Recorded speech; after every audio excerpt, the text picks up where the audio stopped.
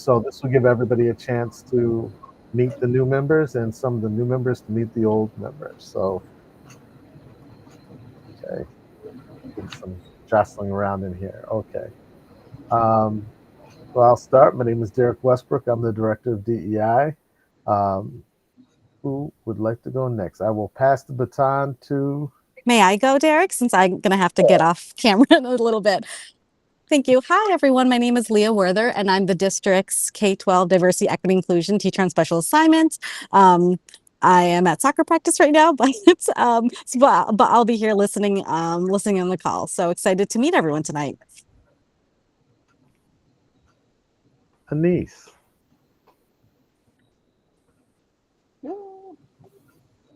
Hi, everybody. I'm Anise Cousin. I am a parent of 2 children in high school now, and another who's a future Guilderland student in a few years.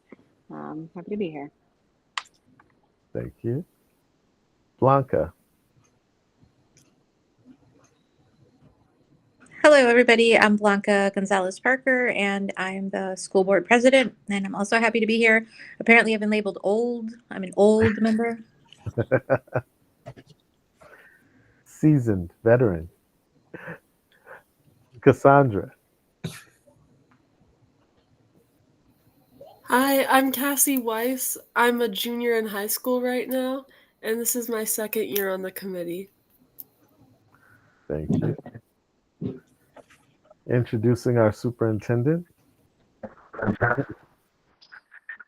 Hi, I'm Dan Mabry, the new superintendent. I started on August 1st. It's a pleasure to be part of this committee. Thank you.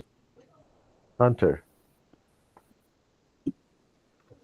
Hi, I'm Hunter Reed. I am a social studies teacher at GHS, and this is my 1st year on the committee. Welcome. James. Yes, James Tynan.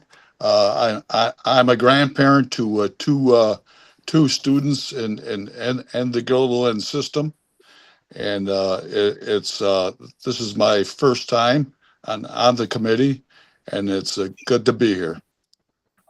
Thank you and welcome. Thank you. Hi, everyone. My name is Jody Cahill. This is my 2nd year on the committee, and I am a 3rd year, 7th grade math teacher at FMS. Definitely welcome. Lily. Hi, my name is Lily Panus, and I'm a 10th grader this year, and this is my 1st year on the committee. Mike. Hi, everybody. I'm Mike Piscatelli. I'm the high school principal, and this is my 2nd year on the committee. Nina. Hi, everyone. Welcome back and welcome to the new members. Thank you for being here. My name is Nina Kaplan. I'm on the school board. Blanca, I'm just going to say, I would say OG rather than old. Sounds a little bit more seasoned. I'm like not as OG, low-key OG. So maybe it's been 4 years. I was on the committee as a parent first, and then I have the pleasure of being on it as a board member as well. I have 1 child still in the school district. 1 graduated last year. So, hi. Don't try and distance yourself after you've already tried to make it feel better, but that's okay. We won't mention that. Pamela. Hi, everyone. I'm Pamela McCall.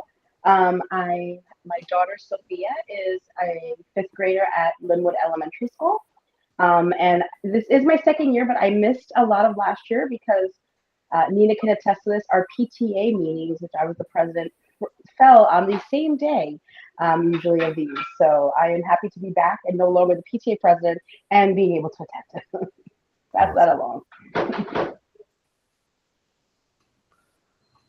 Rhea. Hi, my name is Rhea, and this is my 2nd year on the DEI committee, and I'm a junior in high school. All right. Tara. Hi, everyone. My name is Tara Malloy Granti. I am on the school board. I have 3 children who all went through Guilderland School. This is my 2nd year on the committee, and I'm very excited to be back. Thank you. Yun Long. Hi everyone, my name is Yun Long Feng. I'm a father of two children, and my first child, Annie, is now a first grader. First grade at Westmere Elementary School, and I'm new to the committee. I'm looking forward to working with you guys. All right. And that is everyone on the call. Thank you, everyone, for taking time out, coming uh, coming on, Mike, and mentioning who you are. The first order of business is approving the minutes from last meeting, which was in June. The minutes should be attached to your agenda if you have a chance to review them, and if we'd like to take someone to approve the minutes. All right. Thank you, Blanca. We have one approval and we have a second. Second. Nina, thank you. We will approve the minutes and move into our information items, which will be the bulk of our meeting tonight.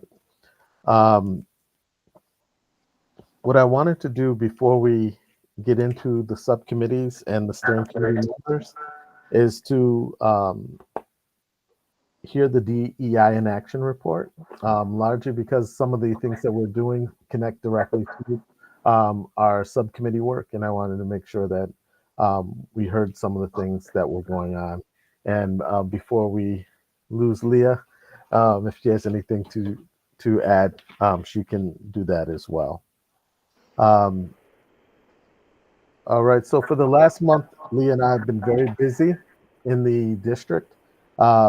Leah presented at new teacher orientation, and the two things she presented on, which will be important for our subcommittee work, is that she gave a brief overview to the teachers on the culturally responsive and sustaining framework that is part of NICED's, NICED, the education department's best practices that we roll out to all the districts in the state.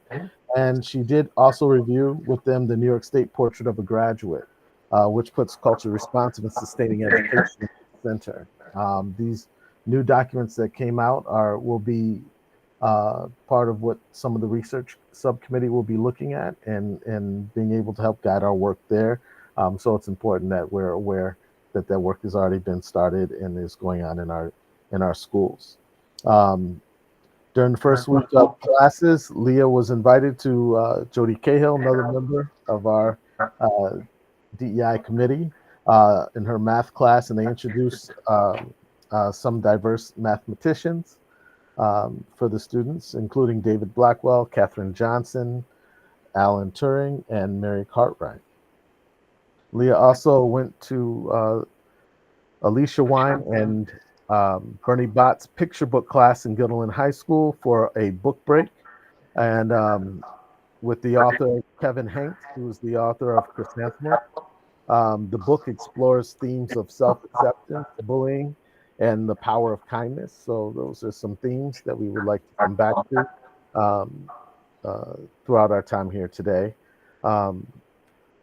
Leah and I also visited many of the building equity committees at Westmere, Guilderland Elementary, and Altamont Elementary Schools. They're off to great starts. All of them are doing, have several initiatives underway, including looking at books and having book studies on topics that are that they think will help move the school forward in terms of providing an inclusive environment for students. Westmere's will be reading Trauma Sensitive Classroom and Building Resistance with Compassionate Teaching by Patricia Jennings. They also were troubleshooting some issues with halal meals being delivered to students and making sure that that process was systematic and ran smoothly in the school. But they are doing a book study.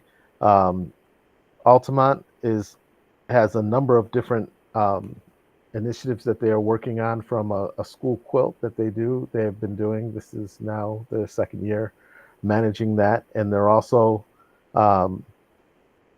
working on recording students' names into the e-schools and having the students pronounce them themselves so that people know how to pronounce their names correctly. And that activity is the second year that they're doing that as well. Gilland Elementary School is also doing a book study and called "We're Gonna Keep on Talking: How to Lead Meaningful Conversations in the Elementary Classroom." And we do have a connection with one of the authors, so that should be an interesting book study and club that's going on this year.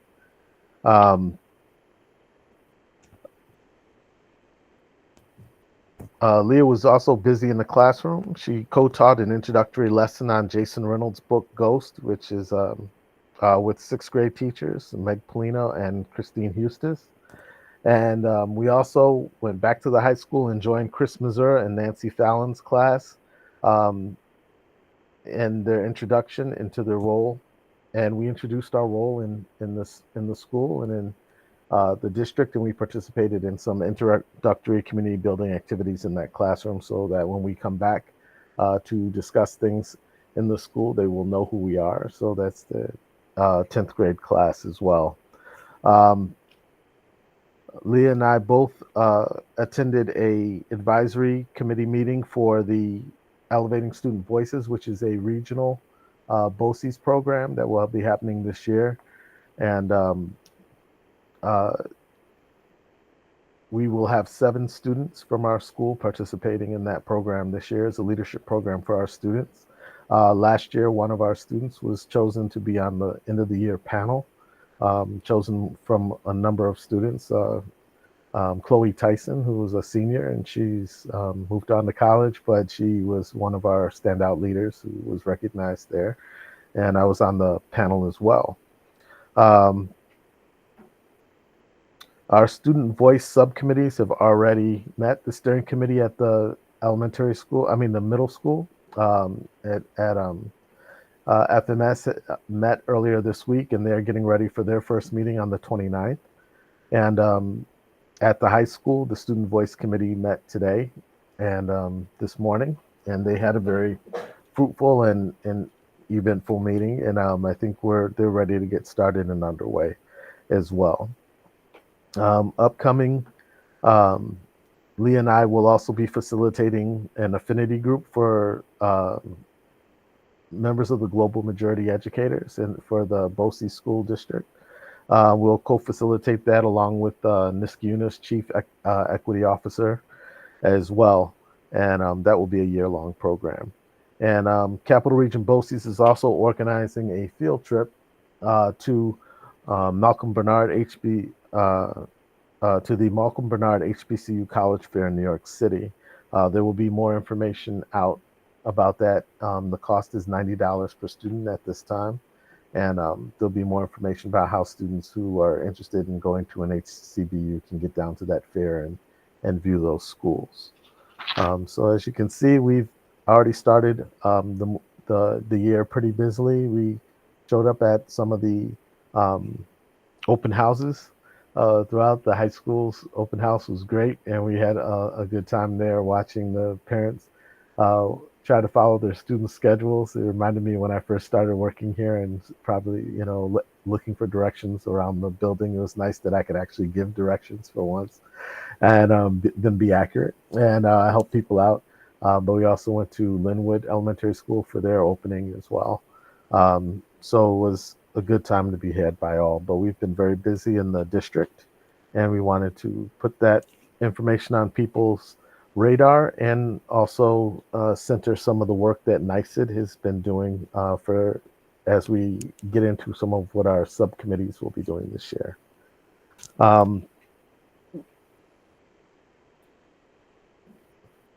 Many of you have filled out the subcommittee selection survey. We still have 6 people who are unassigned because they did not complete the survey, but for the most part, the majority of our folks have. So we want to make sure that everyone gets their committee assignments tonight and gets a sense of what the charge should be for each committee and decide how we're going to meet this year. So that'll be part of our discussion. Then we'll move into the steering committee folks who will be nominated, and then will be discussed, and then we will be able to end our meeting tonight. So that's where we are at this particular point in time. In terms of the subcommittees, as you know, last year we had broken the student subcommittees, student voice subcommittee into two groups, one in the middle school and one in the high school. As we did that because the students wanted to have more of a voice, more participation of their peers. Instead of meeting later, we thought we'd do it during the school day. So for that reason, we have some faculty advisors to those groups, and those groups are largely student run. And they're, like you said, we're already underway. So when we were going through people's choices, if their first choice was a student voice committee and they were an adult, we sort of moved to their second choice. So we'll let people know what their where they landed with regard to that. That will not stop anyone from supporting student events. We'll be announcing what student events and initiatives are going on, and if people want to support those events and attend those events, they're very much welcome to do so. All right. Are there any questions before we move on? I just dumped a whole lot of information on everyone. All right, if there's no questions, we'll move into the subcommittees. First committee is community engagement. So far, the folks on that committee will be Anthony Cresswell, Pamela McCall, Mike Piscatelli, and Karen King will be on that committee. Communications will be Kim Blasiak and Tara Malloy. Tara Malloy Graki will be on that committee so far. We'll be adding some folks to that committee as we move on. The research committee will be Yunlong Feng, Blanca Gonzalez Parker, Nina Kaplan, Hunter Reed, and James Tynan. And Jody Cahill, who's here today, is our faculty advisor for Student Voice. So she's on the call, so I just want to make sure. And some of our students who are here, Annika Bupati, Kylie Killens, William Pollard, Lily Panus, and Ria are all on the Student Voice Committee at the high school. Those folks who are still unassigned can still join a committee. I will be reaching out to you to do so. Along those lines, I wanted to discuss with you, one, the charge for each committee, and two, when those committees could meet. Community engagement, that committee almost walks hand in hand with communication, so I'll address both of those committees at the same time. Community engagement, part of the charge for that committee is to really gather feedback from the community and to be that listening ear and to discover what are some of the barriers that may be there that we might want to address that are keeping people from becoming more a part of our community, that are keeping us from being a more inclusive community. So the charge for that committee is literally to be the ear that gathers the feedback from some of our key stakeholders, our parents. Many people have said in our district that, from door to door, you'll get a different perspective. And if we've looked at our cultural and climate study, there are a range of different points of view in our community. So the more that we have ears out there to hear, the better off we will be in hearing them. But that information is critical to the development of the communications committee, because they are the mouthpiece of our organization, in the sense that they can bring a message and they can create bridges between communities in our community. So we would like those committees almost to work in tandem with one another. One to be the listening ear, and the other one to take that information and to find ways to build bridges between people and to facilitate programming, or they've done fireside chats in the past and different things, but facilitate some type of programming that will get people to come out by getting our finger on the pulse of what's going on. So, like I said, these two committees are two sides of the same coin, but have a different focus. So we want to make sure that folks are okay with that charge, and that they're clear in what may come about. So are there any questions or concerns for any of the committee members on the community engagement or communications subcommittees?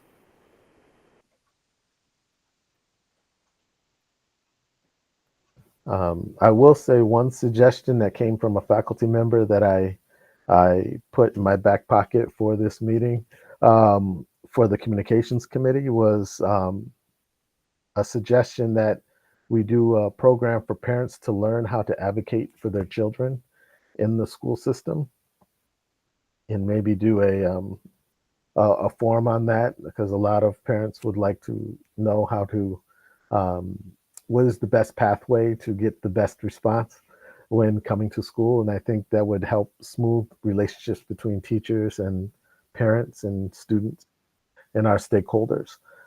So that's something that we may want to work on, that may get some immediate turnout. The research committee.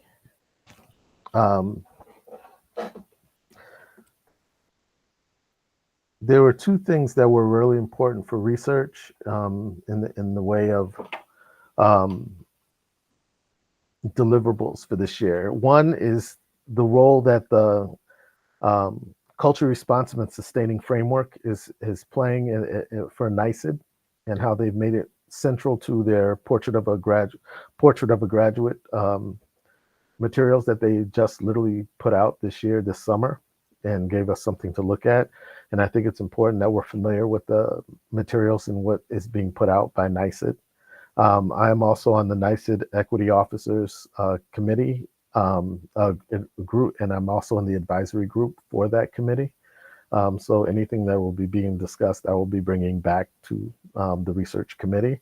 But along with being informed by that research, we will need some assistance with our culture and climate study this year, and making sure we're asking the right questions, and that this survey has the right tone, and that we're ready to launch it out to our stakeholders. So making sure that we have feedback from parents, from students, from faculty members, and from board members will be very helpful in that respect. So those are the things that would be deliverables that we'd be wanting that committee to work on and to assist with and advise on. And on that culture and climate survey, we're going to look for a late winter, early spring rollout of that to give us time to gather the results, and then give us time to plan some training and things for over the summer and into next year. So rather than getting the plan for next year set, we would have the data and information for which to move some of those initiatives forward for next year.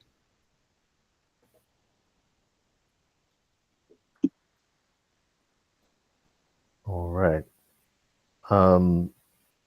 So tonight, we wanted to get some feedback from each of the folks on the committees to see if these charges line up with what their expectations were. Are there any other things that we should be looking at or considering with regard to each of these committees? Also, we are looking for these committees, especially the Community Engagement and Communications Committee, to be more of a presence in our community, to be out there gathering this data in real time by looking at the school calendar and figuring what events we'd like to attend, that we may be able to get this type of feedback. I think we'll get different feedback from different types of events, whether they are our sports programs, which be going, I mean, homecoming is coming this weekend, which would have been a great opportunity for us. And those who want to go, hopefully you can go and still represent those interests. But we also have concerts and with that will be happening in our music department and plays that will be going on with our theater department. There are a lot of community traditions that we may want to take advantage of and be able to talk to people and get insights from different stakeholders who come out to those events.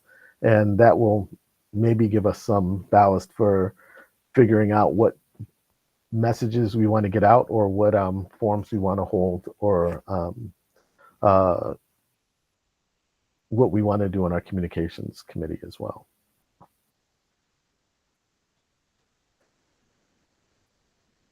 So with that said, is there anything from the committees that we should discuss, or are there anything else that we should be considering? Right. Yeah, I just wanted to say I kind of echo what Derek was saying. I know in years past with the DEI committee, we were trying to create opportunities for the community to give feedback about various things about the district, and we just weren't getting a lot of participation. So I think it's really like when we talk about community engagement, and we gotta take advantage of the events that are going on around the district where people are naturally coming and then present, you know, an opportunity for people to approach and engage in conversation. Just as a thought, I think that's a good idea.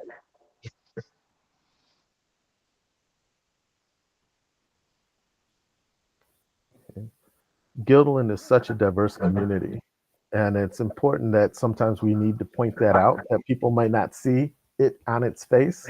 Even some of the things that are done last year when we talked about some of the things, whether it's accessible playgrounds or the parking things that happen, the services that we provide to neurodivergent students, the variety of programs that happen for students in our student groups. Like there's a lot of things, the inclusive sports program. I mean, there's a number of different things we can point to in our district that demonstrate that our responsiveness to the diversity of students that are in our schools and how we're attempting to bring people together. But while we're doing that, there's still bridges that need to be built of understanding between people. And I look at our committee as people who are capable of bridging divides and eliminating barriers to some of these programs going up, and where we can help make it better, that we can insert ourselves to make sure that happens. Our student groups are engaged in initiatives that are wanting to do the same. They're looking at the bridge building programs in buildings from sources of strength to the student forums, and they're trying to figure out ways to bring people together and become a more inclusive community.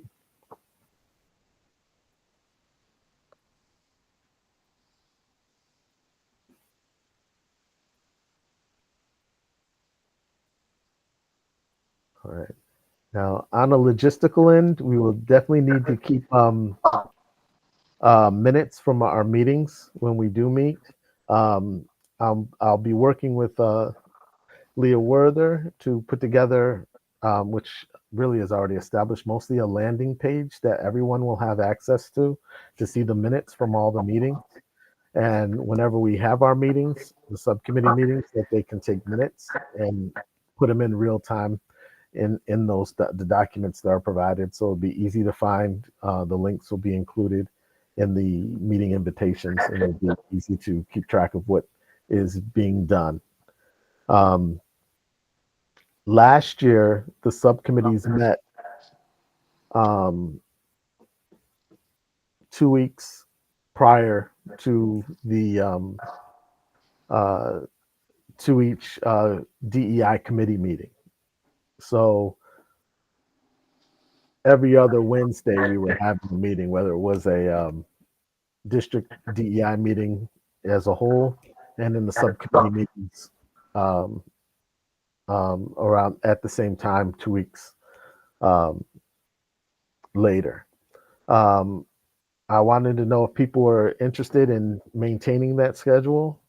Therefore, we can be able to get the invites out and be able to schedule those for folks, or is there a different time and place that people would want to meet?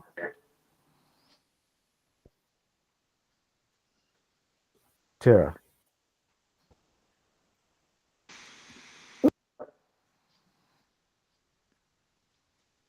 You're on mute. Oh, sorry. No Okay. Would we start at 7:15 rather than 7 o'clock? Only because Wednesdays are kind of crazy. So one Wednesday, okay, but 2 Wednesdays may drive me insane. Just so we could start 15 minutes later, just so I'm not in my car, when the meeting starts. That's all. Not a big deal. Or I can be 10, 15 minutes later. I think that would be manageable. Anyone else? I saw a thumbs up from Anise. All right. So if you're okay Hi, with, Derek. I don't. yeah, go ahead. This is Leah. So I'm still in my car. I will always be in my car, I think, on Wednesday. So just letting people know if I'm in a certain committee. But I do go to the student forum one. So just keeping it out there. But, all right, thank you. That's Okay. no problem. I can start in my car if 7 o'clock is better. That's okay. No, I think she would be in the car regardless because of her responsibilities. But Leah does a lot of behind the scenes work with our logistics and making sure that our landing pages are clear and that we have our minutes taken. So we'll make sure that that is in place for folks. And I don't think 7:15 would be too much to ask to manage these meetings. I do have just little bits to say. In my personal schedule for Wednesdays, I'll be online for 7:30, unfortunately, because the kids. I'll be the driver of the kids. So 7:15 is perfectly fine, but I will be always late on that. Sorry about that. Just let everybody know. Okay. Nina? And as per what Pamela had mentioned, I am double booked every other Wednesday, so I will follow at the same 7:15. Just to also say one thing I would say about it, I think obviously a huge positive is that with so many different people having to orchestrate schedules was getting very challenging. That being said, at times, I think it was a little bit difficult if we didn't have someone there, you or Leah, to kind of bounce ideas off of. And it put a lot on you both to try to pop in and pop out. So on one hand, I don't want to add to the challenge of scheduling because I know that's a nightmare. But I don't know if you have another idea about how to make sure that if we need your leadership in some of those sessions. It at times I think it would have been beneficial. Definitely. I think we will have this year we'll have some very clear deliverables for each group. So whether I'm there or Leah's there, the deliverables won't change. And I think each of us can take the lead in managing those. Like for research, we know we can link the information and for each of those things, whether it's the climate study or the materials from the state, and we can read them at our leisure and come back together and discuss them, so we would know where we are with those and figure that out. I think we'll be spending time just becoming familiar with those things. With the other subcommittees, the communications and community engagement, I think it's really largely about figuring out what events that are happening in the community that we want to attend, and figuring ways out to get that participation, to identify how we want to, whether we want to have a table at the event, whether, so it's a more hands-on than what it had been in the past. I think a lot of times we were sitting around the table talking or virtual table talking, but this year we want to really get out and meet each other. That was a desire from folks last year that we didn't do enough in person, and maybe give us some opportunities to support each other actually out in the community at events, and some of the events that people are actually going to, because a lot of the time people couldn't attend our scheduled meetings because they were going to concerts, they were going to other student events in our community. So maybe this will help provide a little bit of balance there, and people will know where people are going to be, and we can come back and discuss how things went, what did we learn, and come back and put those things together. So I'm hopeful that the direction and the deliverables that we have this year will allow us all to assume a leadership position and to be able to guide discussions from time to time.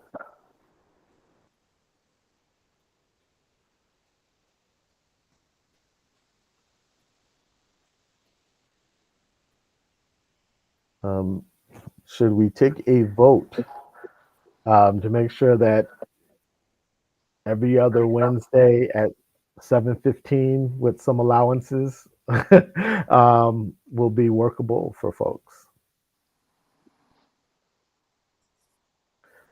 Blanca. I would actually recommend maybe a follow-up email or a poll, like a Google poll, so folks don't feel on the spot.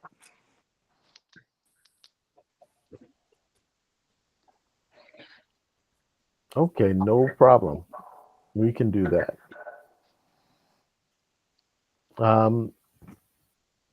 So tentatively, we will set the next meeting in the next couple weeks, and we'll put out a poll to see if that's agreeable to everyone. And then if we have to shift it to different committees, we can do that.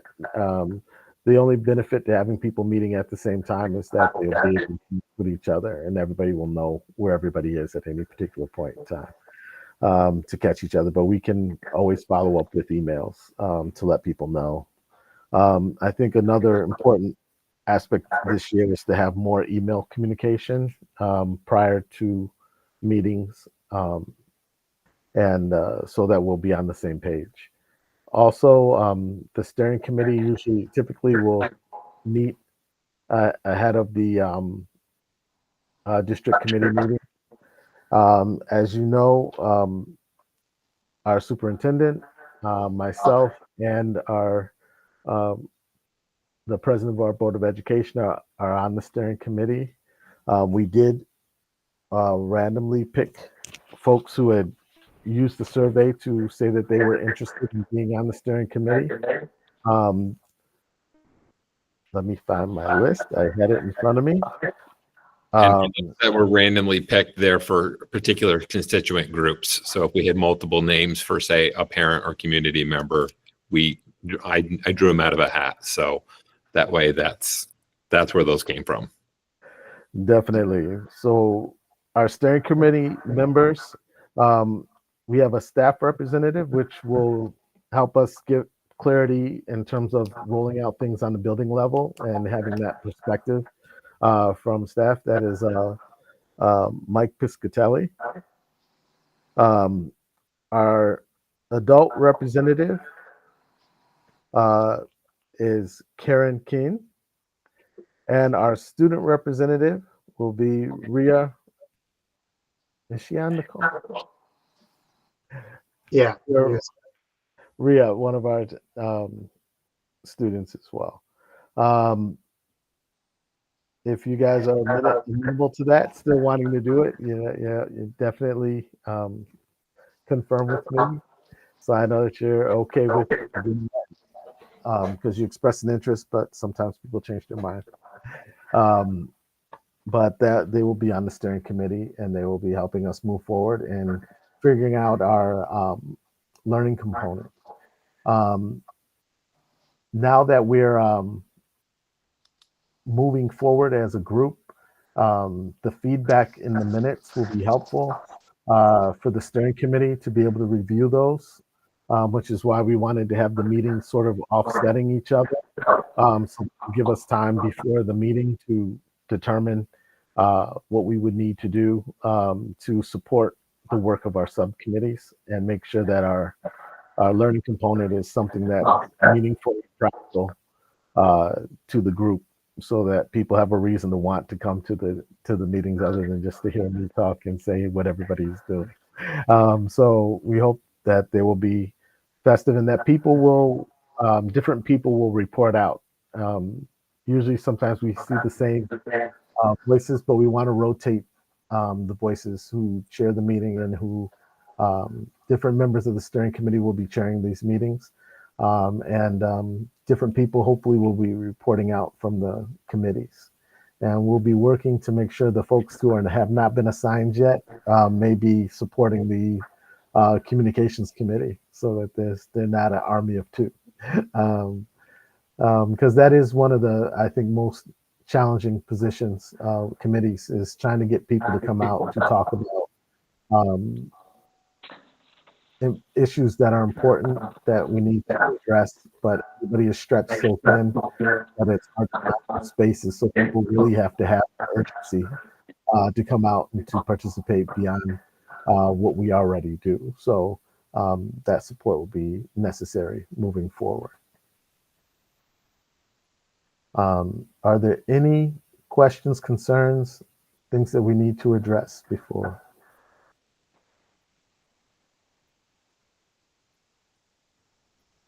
Okay, well, welcome to a new year. You guys are going to be getting out earlier than we would ever do for one of our meetings. So definitely don't get used to it, but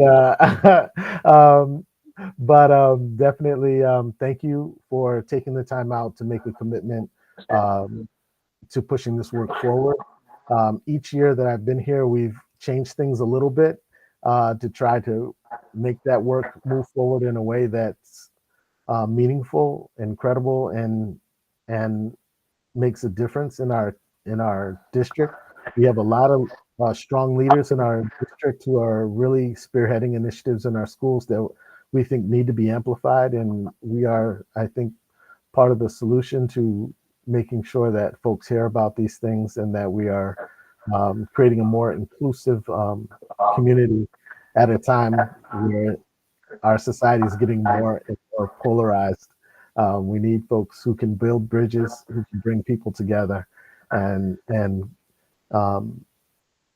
hold difficult discussions for our students as well as for each other, so that we can come to a better understanding of one another and build our community. So thank you for taking on this charge, and thank you for coming tonight.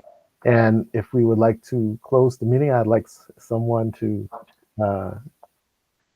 give to first and second that. All right, thank you, Mike and Anise. We will close the meeting for tonight. Thank you for coming out. Thank you. Have a good evening. Bye. Thank you. Good night. Hey, Dan, Thank you. Derek, can you guys hang on for a second? Sure.